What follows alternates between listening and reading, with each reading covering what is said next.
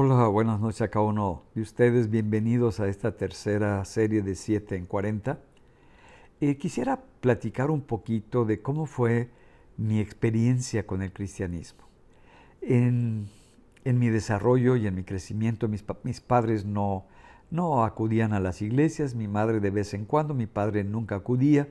Tenía un problema ahí en cuanto a si acudir o no acudir, ya que una de sus hermanas tuvo un problema emocional con el novio la deja y ella se refugia en el convento y se convierte en monja. Y todo esto le produjo mucha crisis, porque cómo era posible que se vaya a refugiar en una religión por no enfrentar un dolor o un problema. Y eso como que lo afectó en su manera de vivir. Yo tenía alrededor de 20 años cuando antes de los 20 años, ya estaba estudiando en la carrera de física y como todo estudiante de física quieres saber todo y quieres conocer todo, yo me consideraba ateo y me dedicaba en el transcurso del camión que llegaba yo a la escuela de física, ir adoctrinando a la gente para que si conocía algo del cristianismo, todo eso, dejara esas tonterías y se enfocara en la realidad que la envolvía.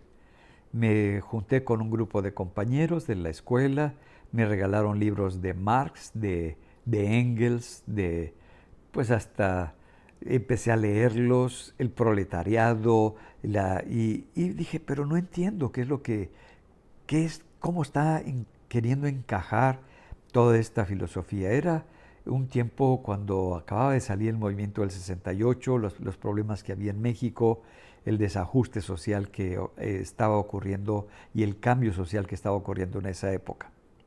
Por esa misma época, cuando yo tenía 20 años, me invitan a un desayuno, tengo la oportunidad de ir al desayuno, escucho a un hombre de ciencia hablar de Jesucristo, me llamó mucho la atención, y, pero al ver que se dedicaba y dejaba su trabajo para irse de misionero, eso me incomodó y dije, no, ese hombre no tiene claridad.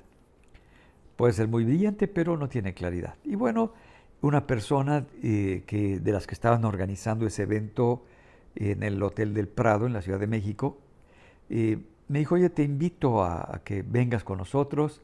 Fui, me regaló una Biblia y dije, bueno, voy a leer, ¿no? Me gustaba leer y dije, voy a leerla, ¿no? Y empecé a leer el Nuevo Testamento, empecé con el Evangelio de Juan, en lugar de empezar con el de Mateo, yo empecé con el de Juan y se me hizo muy impresionante. Y luego a ver Mateo, luego ver Marcos, luego leer Lucas y lo empecé a leer y algo que me empezó a ocurrir.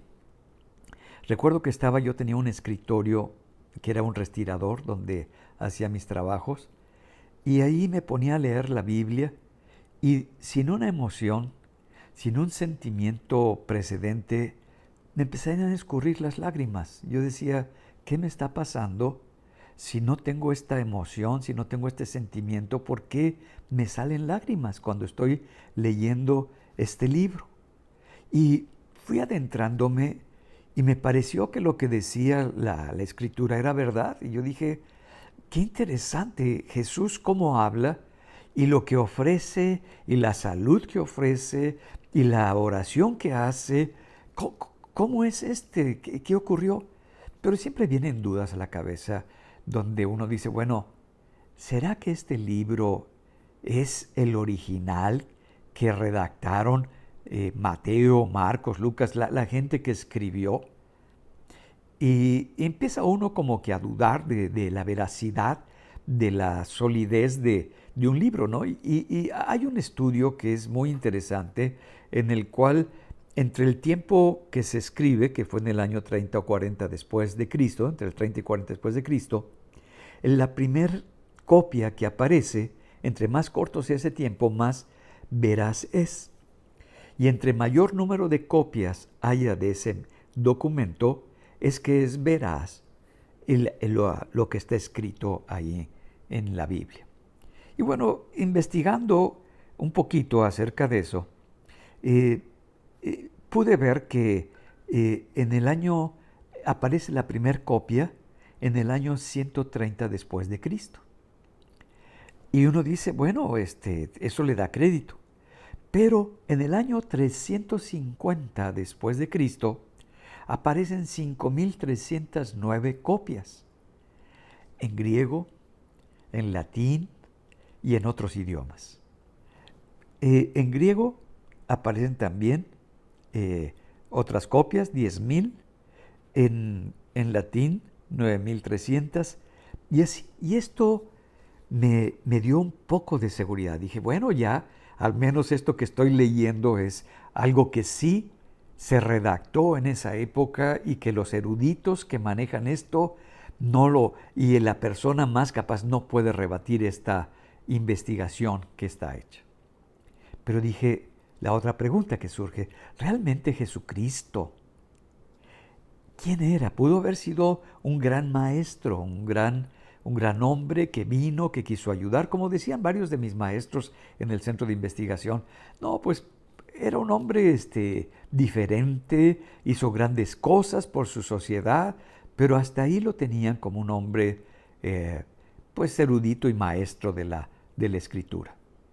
Y, y viendo eso, me recuerdo en un pasaje que viene en el Evangelio de Mateo, en el capítulo 16, en el verso 15, cuando le estaba, desde el 14 les voy a leer, dice, cuando les pregunta, ¿quién dice la gente que yo soy? Porque toda la gente da opiniones. Los fariseos, lo más terrible, ¿no? Cuando encuentras una persona en tu vida que es muy nociva, va a hablar pestes de ti. Pero Jesús les pregunta a ellos, ¿qué dice la gente? ¿No? La gente a la que se le ha ayudado, la gente que se le ha apoyado. Y ellos dijeron, unos que eres Juan el Bautista, otros Elías, otros Jeremías y algunos otros profetas. Bueno, entonces estaba reconocido como una persona importante, al menos creían que era la representación de estos grandes profetas. Y Jesús se refiere a ellos directamente y les dice, ¿y vosotros quién decís que soy yo? Respondiendo Simón Pedro, dijo, tú eres el Cristo, el Hijo del Dios viviente. Es una declaración que está recibiendo por revelación y ahora yo digo, ¿cómo sé que esa declaración que está haciendo Pedro no es simplemente un hombre, un maestro que vivió?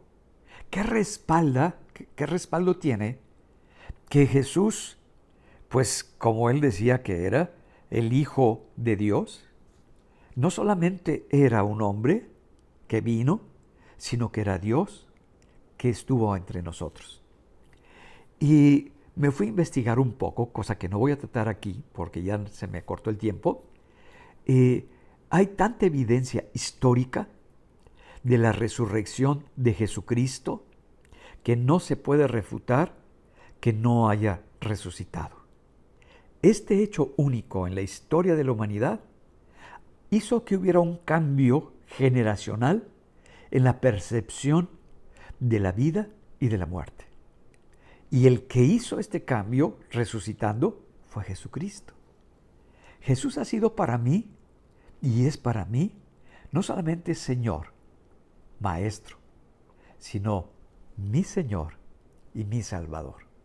Espero que te sirva esta reflexión y que lo puedas analizar.